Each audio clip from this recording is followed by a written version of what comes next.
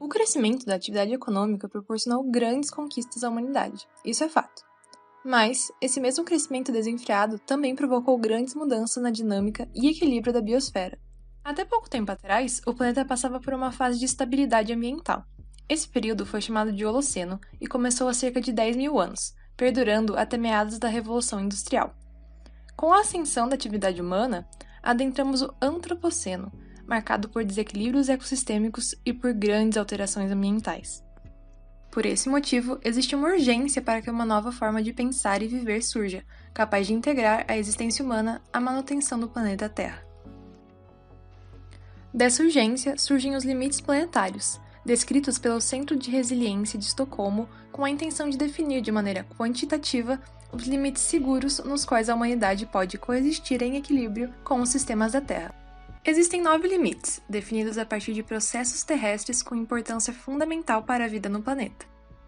As mudanças climáticas, novos poluentes, a destruição do ozônio estratosférico, o despejo de aerossol na atmosfera, a acidificação dos oceanos, os ciclos biogeoquímicos do nitrogênio e fósforo, o uso global de água doce, as mudanças no uso do solo e a perda da biodiversidade.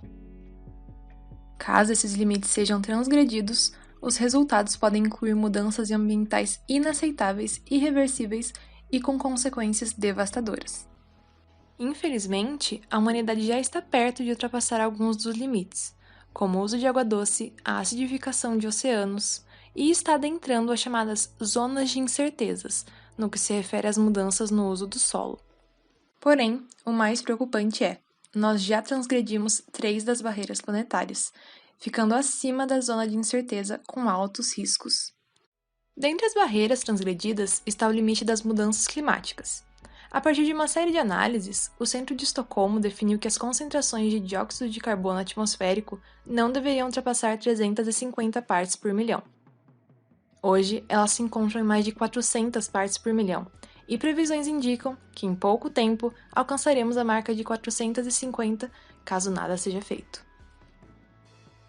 Essas transgressões resultam em consequências como o aumento da temperatura média global, que por sua vez pode acarretar em catástrofes já visíveis hoje. A perda significativa de mantos de gelo, o aceleramento abrupto do nível do mar, mudanças extremas em sistemas agropecuários, o aumento na frequência de desastres naturais, e catástrofes como essas podem se tornar cada vez mais comuns. Além desse, um limite não tão conhecido também já foi transgredido de maneira preocupante e mais intensa se comparado às mudanças climáticas: a alteração do ciclo do nitrogênio e do fósforo. Fundamentais para a agricultura, o seu uso intenso por meio de fertilizantes sintéticos desregula os processos terrestres naturais. Grande parte dessas substâncias adicionadas artificialmente acabam no ambiente, acumulando no solo e contribuindo para o aumento de gases na atmosfera, intensificando também as mudanças climáticas, além de poluir águas intensamente, resultando em um grave problema ambiental, a eutrofização, que compromete a fauna e a flora dos ambientes que atinge.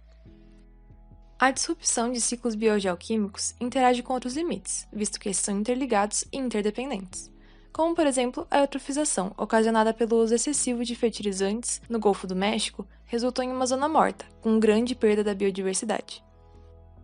E esse é o terceiro limite transgredido, e o de mais difícil quantificação dentre os 3, a perda da biodiversidade ou integridade da biosfera. Extremamente relacionado às outras barreiras planetárias, ainda que de maneira indireta, o limite em questão é de extrema importância. Isso porque a biodiversidade tem papel imprescindível na manutenção da vida no planeta. Ela garante a resiliência dos ecossistemas, que garantem, por sua vez, uma continuidade à vida, incluindo dos seres humanos. Podemos pensar na diversidade de insetos, por exemplo, que atuam na polinização de plantas, essencial para manter ecossistemas funcionais, inclusive o sistema agrícola. É necessário enfatizar que a perda de espécies é um processo natural, assim como as mudanças climáticas. São esperadas de 0,1 a 0,5 extinções por milhão de espécies naturalmente. Mas, assim como para todos os limites, as ações humanas intensificaram e criaram um desequilíbrio. Hoje, a taxa de extinção é de 100 a 1000 vezes maior do que as taxas consideradas normais. Esse limite em questão tem suas particularidades, uma vez que as consequências da perda de uma espécie nem sempre são claras. isso sem levar em conta a importância das espécies ainda não descobertas. Pouco se sabe qualitativamente sobre quanta biodiversidade pode ser perdida até um ponto de não retorno. Por esses motivos, foi proposto como indicador do limite as taxas de extinção, consideradas ainda como um indicador preliminar, mas necessário. Mesmo com um cenário pouco favorável em que a humanidade se encontra, ainda há esperança, de acordo com as principais vozes da ciência climática. Antes, a humanidade se encontrava em uma zona de incerteza para o limite da destruição do ozônio estratosférico.